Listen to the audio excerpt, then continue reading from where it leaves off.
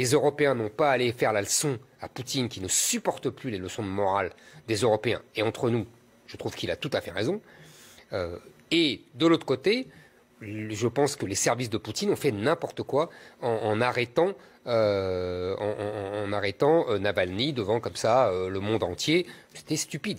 Vous voyez, ils sont tombés dans le panneau tendu par Navalny.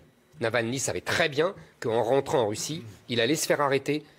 Puisqu'il le sait, il a des procédures contre lui, il savait très bien ça, et il a mis en scène de façon tout à fait admirable, et il a très bien réussi son coup.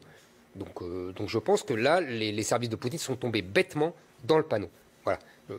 Maintenant, globalement, ça révèle quand même que, je vous l'ai dit, Poutine ne supporte plus les leçons de morale des Européens, et deux, qu'il n'attend rien de nous.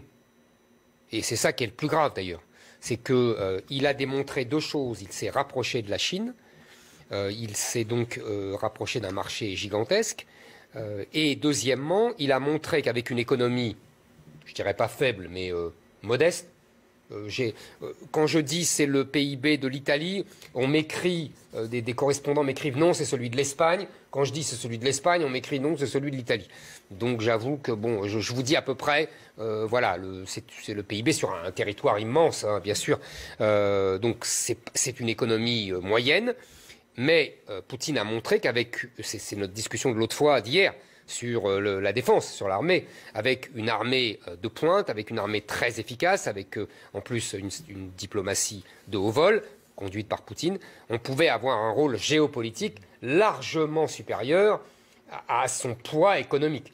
La Russie, si vous voulez, c'est l'anti-Allemagne.